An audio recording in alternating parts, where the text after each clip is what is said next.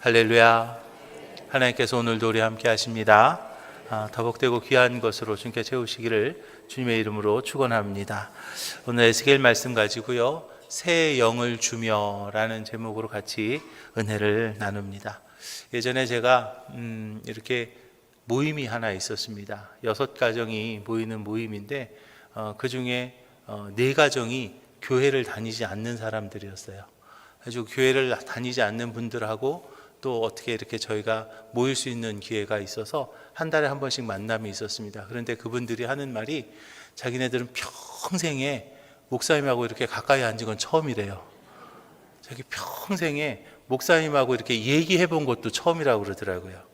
그래서 하여튼 한 달에 한 번씩은 서로 만나서 서로 얘기하고 밥 먹고 그러다 보니까 한 3년쯤 되니까 이제 그 마음속에 있는 얘기들을 하더라고요. 그래서 교회에 대해서 물어보기도 하고 또 신앙생활에 대해서 물어보기도 하고 그랬던 기억이 있습니다. 또 교회에 또 처음 나온 분들도 있어요. 근데 그분들이 가끔 어쩌다가 이제 저한테 물어보는 것이 있는데 그게 뭐냐면 신앙생활 어떻게 해야 돼요? 도대체 신앙생활이라는 게 뭐예요? 라고 물어보는 경우들이 있습니다. 여러분, 신앙생활 어떻게 해야 돼요? 잘. 여러분, 신앙생활 뭐예요? 신앙생활 모르세요? 뭔지 제가 알려드릴까요? 아주 간단하게 제가 정의해 드리겠습니다. 신앙생활은요, 하나님을 바로 알고 그 하나님의 뜻대로 내가 사는 거, 그게 바로 신앙생활이에요. 하나님을 바로 알고 그 하나님의 뜻대로 내가 살아가는 거, 그게 바로 신앙생활이라는 거예요. 근데 많은 사람들이요, 신앙생활을 한다고 합니다. 그런데 도대체 신앙생활이 뭐예요? 라고 물어보면 교회 다니는 건가? 그것만으로는 안 될 것 같은데 그 신앙생활에 대해서 정확하게 알지 못하고 있습니다. 그런데 이제는요, 신앙생활에 대해서 여러분 정확하게 아셔야 돼요. 하나님을 바로 알고 그 하나님의 뜻대로 내가 살아가는 것, 그게 바로 신앙생활입니다. 그런데 안타까운 것은요, 정말 많은 사람들이 하나님을 알지 못하고 살아갑니다. 하나님을 바로 알지 못하기 때문에 살아계신 하나님을 섬기지도 못하고 하나님을 의지하지도 못하고, 그리고 심지어는 하나님을 믿는다고 하면서도 하나님을 바로 알지 못하기 때문에 바르게 믿지 못하고 하나님께서 준비하신 은혜도 하나님께서 준비하신 축복도 누리지 못하고 그냥 그렇게 엉뚱하게 살아가고 있는 그런 모습들을 우리가 볼 수가 있죠.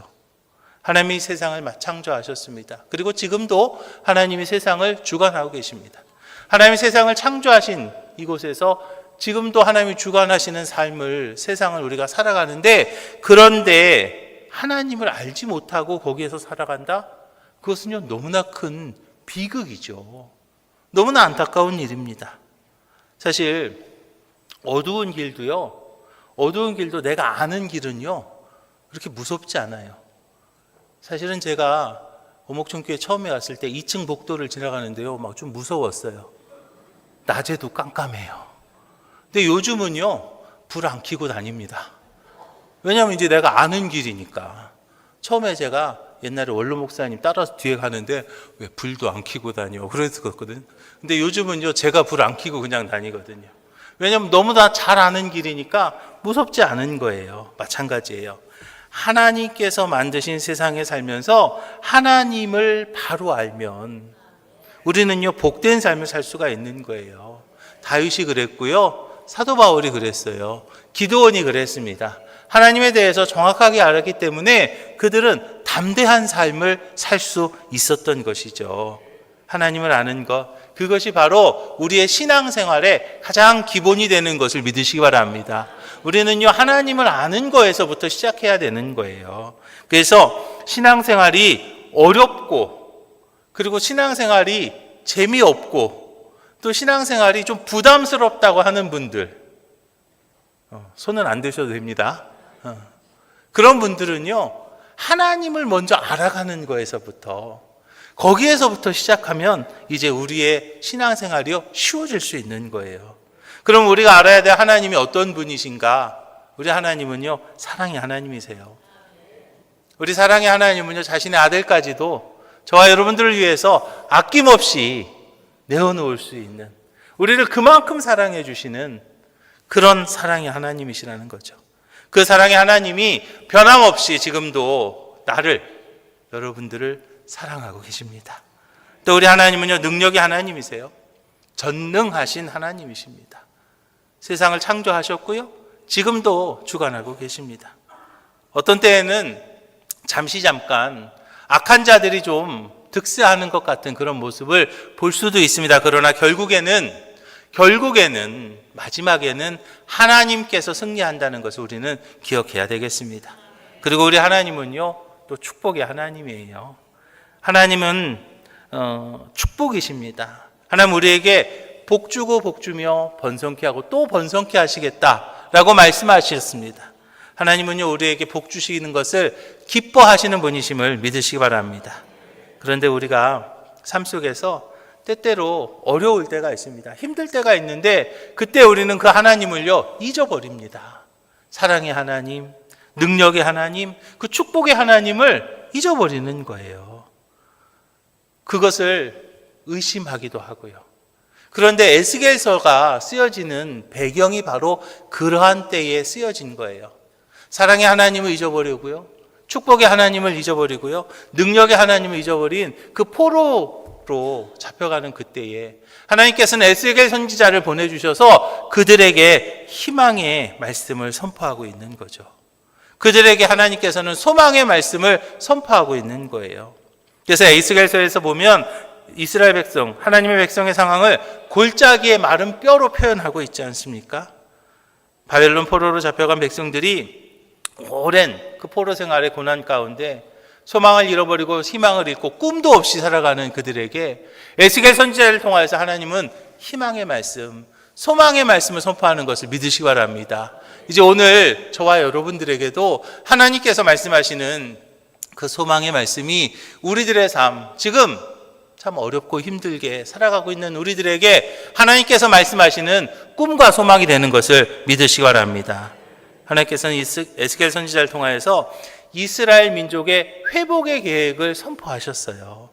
이제 저주가 바뀌어서 축복으로 끝나게 될 것을 약속하셨는데 이제 우리의 삶이 그렇게 될 줄로 믿으시기 바랍니다.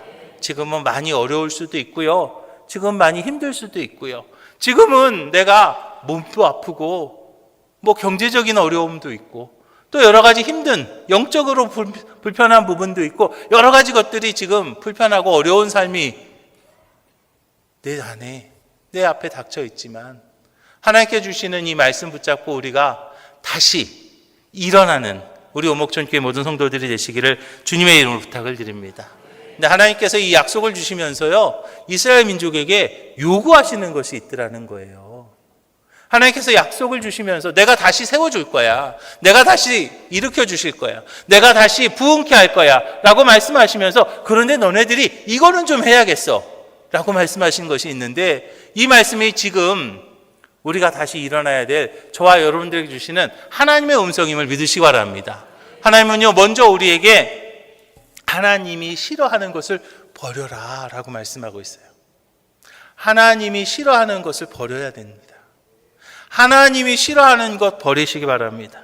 18절 볼까요? 그들이 그리로 가서 그 가운데에 모든 미운 물건과 모든 가증한 것을 제거하여 버려라. 미운 물건과 가증한 것 뭡니까? 하나님이 싫어하는 거예요. 하나님이 싫어하는 것, 그것을 제거해라. 하나님이 싫어하는 모든 미운 물건, 모든 가증한 것들, 그거 이제 좀 내려놔라. 왜? 내가 너희들 다시 세워줄 거니까. 내가 너희들에게 다시 축복해 줄 거니까. 내가 너희들 다시 일으켜 줄 거니까 모든 미운 물건과 가증한 것들 이제 좀 내려놔라 라고 말씀하고 있는 거죠. 우리가 어떤 것을 그릇에 담기 위해서는요, 먼저 해야 될 것이 있습니다. 그것이 무엇이냐면 바로 그릇을 닦아야 됩니다.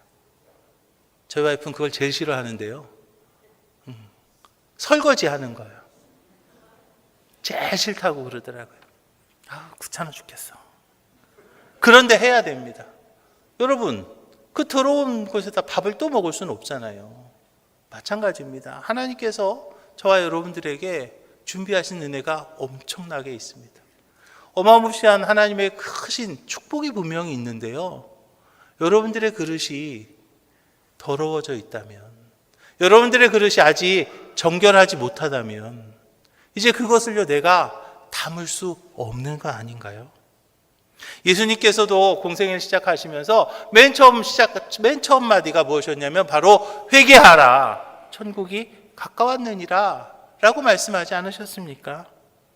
하나님이 싫어하시는 것, 그것을 미운 물건과 가증한 것을 내가 마음속에 품고 있고 그것을 내가 붙잡고 있다면 하나님의 축복을요 내가 담을 수가 없는 거예요. 그런데 안타까운 것은요, 나 자신도 모르게 그러한 것들이 내 안을 차지하고 있을 때가 있다는 거죠. 어떤 때는 이 정도는 괜찮지 않나? 그죠? 이 정도는 그냥 넘어가도 되지 않을까? 라고 생각하는 것들이 있을 수 있지만 하나님 앞에서 그것이 분명 잘못된 것들이 있을 수 있다는 거죠. 그래서 하나님의 사람이었던 야곱은 자기의 집안에 재앙이 닥쳤습니다. 그때 이제 그 집안을 다 데리고 어디로 올라갑니까? 베델로 올라갑니다. 하나님의 전으로 올라가는 거예요. 하나님 만나러 다시 가는 거예요.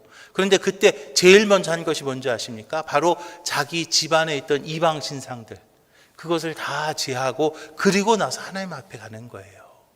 그게 바로 하나님의 축복의 법칙이라는 거죠. 하나님이 싫어하는 것, 하나님이 미워하는 것, 하나님 앞에서 당당하지 못한 것, 그것을요 내려놓는 거라는 거죠. 자신을 정결케 하는 것이 먼저였다는 거예요. 베델로 올라가기 전에 자신의 집에 있던 더러운 것, 하나님이 기뻐하지 않는 것을 다 내려놓고 베델로 올라갈 때 하나님께서는 다시 야곱의 집에 큰 은혜와 축복으로 허락하셨던 것을 기억하시기 바랍니다. 그렇다면 이제 우리도 하나님 앞에 다시 나와서 하나님께 날 위해 준비하신 그 은혜와 하나님께 날 위해 준비하신 그 축복을 내가 누려야 될 터인데, 그러기 위해서 먼저 해야 될 것이 무엇이겠습니까?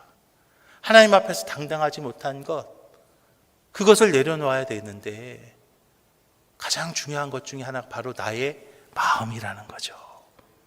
특별히 교만한 마음 내려놓으시기를 주님의 이름 부탁을 드립니다. 잠언서 16장에서 말하죠. 교만은 패망의 선봉이요 거만한 마음은 넘어짐의 앞잡이니라 라고 말합니다.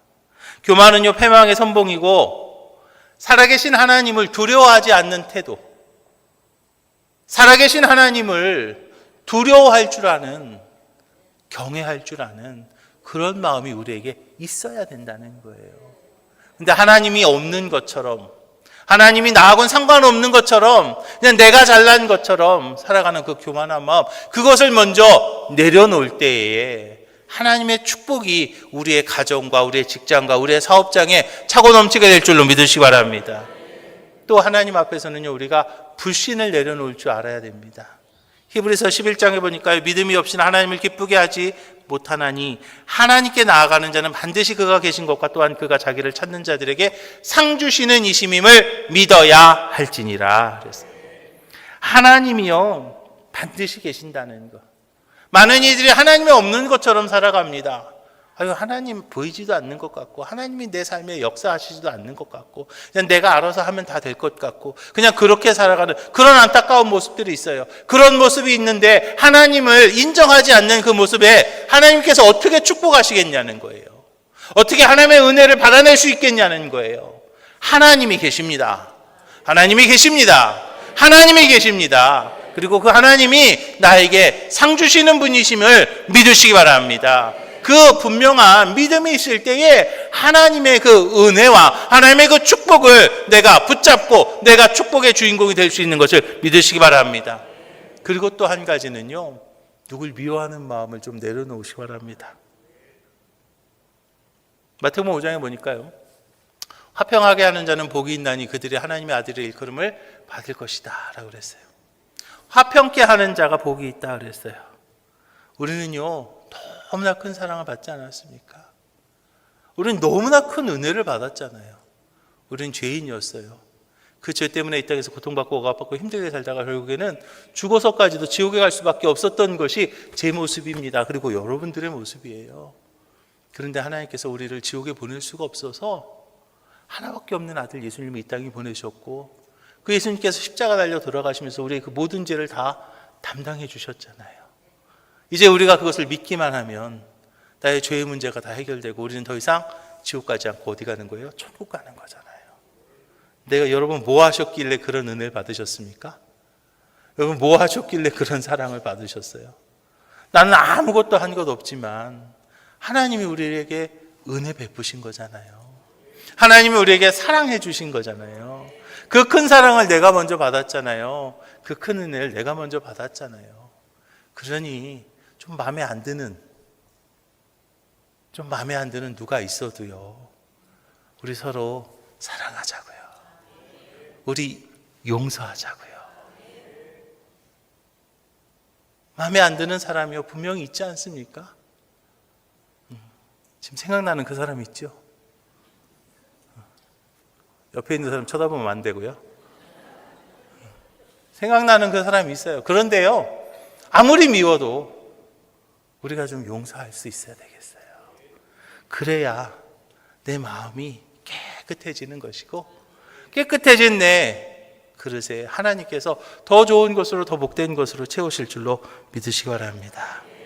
하나님께 세움받았던 사울왕이요, 하나님이 싫어하시는 것, 교만과 불신과 미움의 마음, 그러한 것들을요 청산하지 못해가지고 하나님의 택함 받았던 사울왕이 결국에는 하나님의 복을 잃어버리게 되고 결국에는 버림받게 되었어요. 우리도 마찬가지라는 거예요. 교만과 불신과 미움을 버리지 못하면 사울왕도 하나님께로부터 버림받았던 것처럼 우리도 그 하나님의 복을 누리지 못한다는 것을 기억하시고 우리의 마음을 정결케 함으로 교만과 미움과 불신 같은 하나님이 싫어하는 것을 다 내려놓고 하나님이 주시는 좋은 것으로 채울 수 있는 우리 오목촌교회 모든 성도님들이 다 되시기를 주님의 이름으로 축원합니다. 두 번째로요, 하나님께서는 우리에게 심령의 변화를 요구하시는 것을 기억하시기 바랍니다.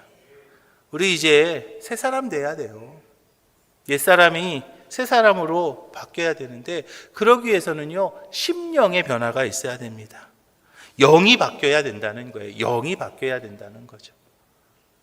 나의 영이 이제는 바뀌어야 된다는 거예요. 에베소 4장에 보니까요, 너희는 유혹의 욕심을 따라 썩어져가는 구습을 따르는 옛사람을 벗어버리고 오직 너희의 심령이 새롭게 되어 하나님을 따라 의와 진리의 거룩함을 지으심을 받은 새 사람을 입으라 그랬어요. 속사람이 안 바뀌면요, 겉사람도 안 바뀌는 겁니다.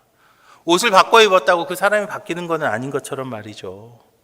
사울왕이요, 악신이 들립니다. 그래서 다윗을 해하려고 합니다. 그런데요, 다윗을 해하려고 할 때마다, 다윗을 죽이려고 할 때마다 사울왕이 실패해요. 그런데 여러분 자세히 보면은요, 그때마다 사울왕이 뭐 하는지 아십니까? 후회합니다. 내가 잘못했어. 내가 왜 이랬을까? 라고 후회해요. 그런데 또 그 다음에 또 기회가 있을 때 다윗을 죽이려고 하죠. 왜 후회하면서 사울왕은요, 왜 또 그 일을 또 다시 할까요? 후회는 하는데 심령이 변하지 않은 거예요. 성령으로 변화받지 않았기 때문이죠.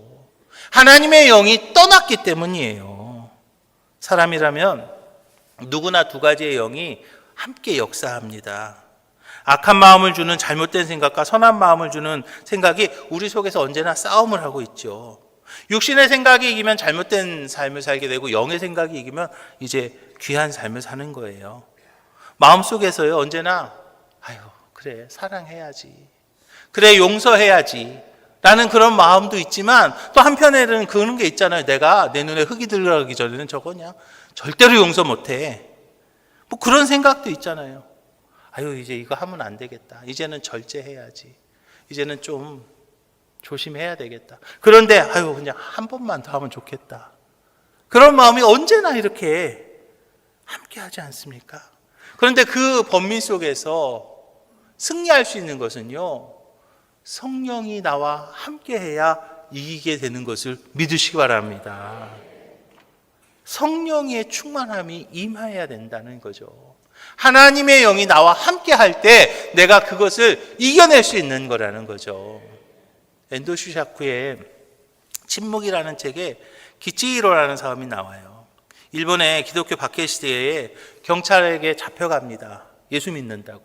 근데 거기 잡혀만 가면 잡혀갔는데 거기서 예수님을 부인하면 또 풀어줘요. 그러면 잡혀갔다가 거기서 그냥 예수님 부인합니다. 또 나와서 근데 또 후회해요. 그리고 또 다시 잡혀갑니다. 그러면 또 부인하고 또 나옵니다. 그럼 거기서 또 후회해요. 그러면서 왜 날 이렇게 약하게 만드셨습니까? 라고 그때 그렇게 불평합니다. 그런데 그것은요, 그가 약해서가 아니고요, 그가 심령의 변화를 받지 못한 신앙인이기 때문에 그렇게 살아갈 수밖에, 악한 영에게 질 수밖에 없는 거예요. 바른 신앙의 길을 살아가길 원한다면 성령에게 사로잡힌 삶을 살아야 될 줄로 믿으시기 바랍니다. 바른 신앙인의 삶을 살기 위해서는요, 성령과 동행하는 삶을 살아야 될 줄로 믿으시기 바랍니다. 강력하게 나를 이끄시는 성령의 인도하심, 그것이 나를 붙잡고 있어야 된다는 것이죠. 그래서 그 성령이 나와 함께 할 때 우리는 기도할 수 있는 거고요, 그 성령이 나와 함께 할 때 우리는 헌신할 수 있는 거고요, 그 성령이 나를 인도할 때 우리는 충성할 수 있는 거예요. 그 성령이 나를 붙잡아 줄 때 우리는 하나님 앞에서 부끄럽지 않은 바른 삶을 살게 될 줄로 믿으시기 바랍니다. 에스겔 선지자에게 하나님께서요, 일치된 마음을 주시겠다라고 말씀하시면서 무엇을 얘기하냐면 새 신을 주겠다라고 말합니다. 일치된 마음이란 새로운 심령을 이야기하는 것이고요, 새 신이라고 하는 것은 바로 성령을 이야기하는 거예요. 그래서 하나님의 사람들의 변화는 하나님의 영, 성령이 함께 할 때, 할렐루야, 성령이 내 안에 함께하고 내가 성령의 붙잡힘을 받았을 때에 그때 내 삶이 바뀌게 되고 내 삶이 복된 삶으로 변화되게 되는 것을 믿으시기 바랍니다. 이제 우리 오목준교회 모든 성도들이 성령과 동행하는 삶을 살아 하나님의 축복의 주인공들이 다 되시기를 주님의 이름으로 축원합니다. 세 번째로 하나님께서는요, 우리에게 약속하시면서 우리에게 원하시는 게 있는데 그것이 무엇이냐면 하나님과의 관계가 다시 회복되기를 원하시는 것을 믿으시기 바랍니다. 성령이 우리에게 임하시면 이제 우리는요, 하나님의 사람이 되는 거예요. 하나님의 사람이 된다는 거, 하나님의 자녀가 된다는 거, 하나님의 백성이 된다는 것은요, 이제 신분이 바뀐다는 거죠. 잠시 머물다가 가는 손님이 아니라는 거예요. 하나님 나라의 백성이 되고 하나님의 자녀가 되는 거죠. 우리가 일상을 살다 보면 그렇게 그것이 이렇게 크게 와닿진 않지만 사실은 우리의 국적이라고 하는 게 굉장히 중요합니다. 내셔널리티라고 하죠. 내가 어떤 여권을 가지고 있느냐, 그죠? 내가 대한민국 사람이다라는 그게 굉장히 중요한 거예요. 왜냐하면 우리가 하나님 나라의 국적도 굉장히 중요한 거예요. 왜냐하면 국적 선택에는요, 뭐가 있냐면 그 법을 따르겠다라는 법률 준수의 의무가 거기에 따라가기 때문이에요. 왜냐하면 대한민국 사람은요, 대한민국 법을 적용받습니다. 그런데 미국 사람은요, 미국 법을 적용받더라는 거죠. 하나님의 백성이 되었다라는 거, 그것은요, 내가 이제 하나님의 법을 따르겠다라고 내가 결단하는 것임을 믿으시기 바랍니다. 그래서 이제 우리는요, 하나님의 명령과 하나님의 규례와 하나님의 법도를 우리는 따라가는 하나님 나라의 백성임을 믿으시기 바랍니다. 그리고 국적에는요, 헌신의 의무가 있어요.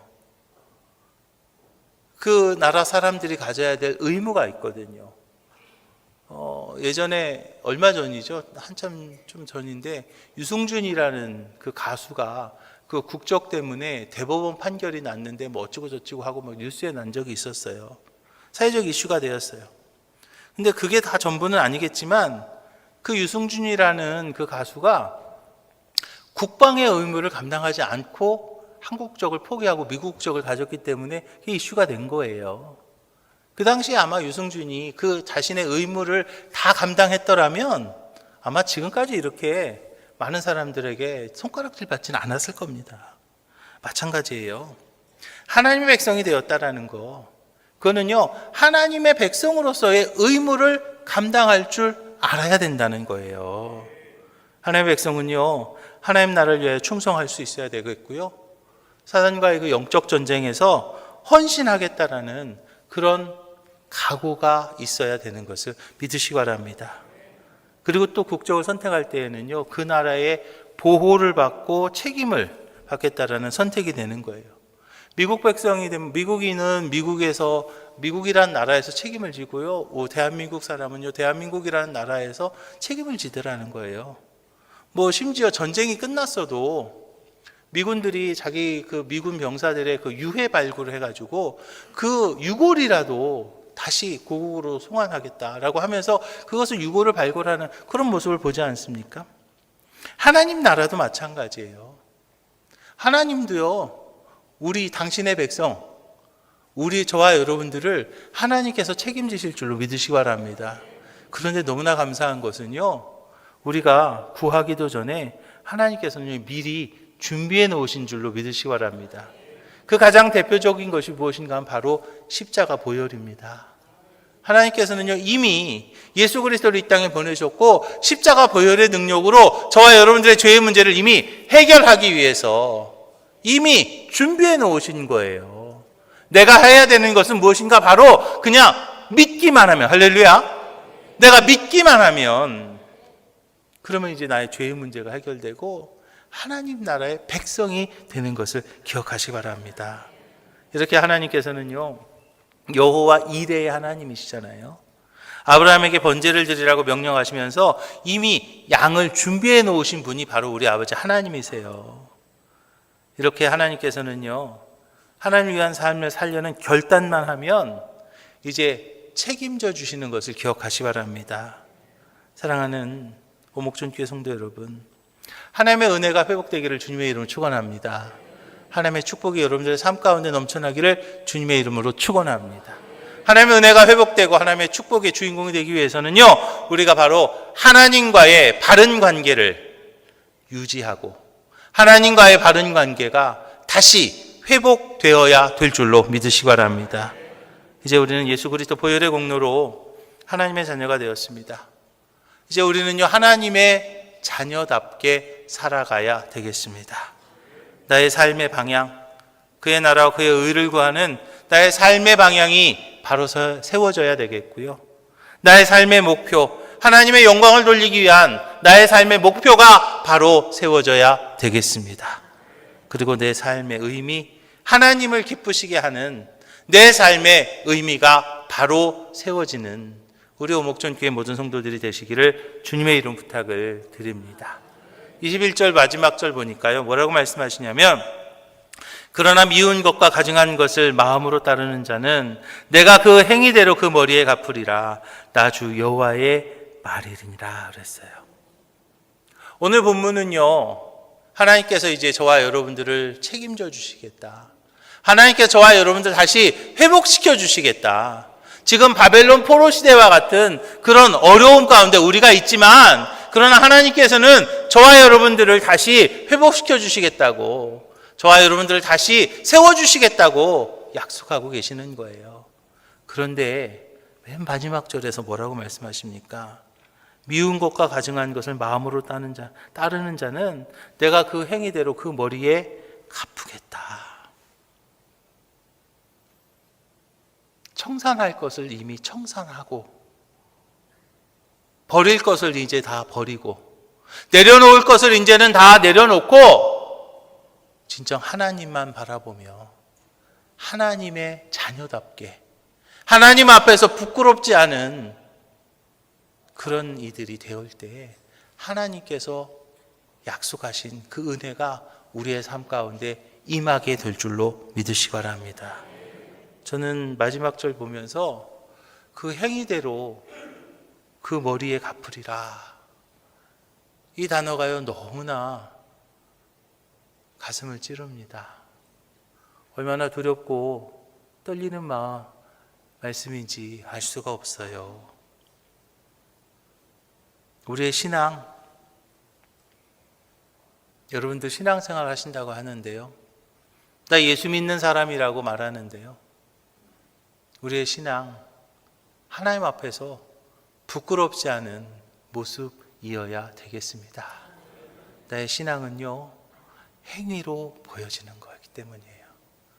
이제 우리들의 삶의 모습이 하나님 앞에서 부끄럽지 않은 그런 삶의 모습이 되고, 하나님께서 보내주신 성령과 동행하며 하나님이 준비하신 그 은혜와 축복을 마음껏 누릴 수 있는 우리 목천교회 모든 성도들이 다 되시기를 주님의 이름으로 축원합니다.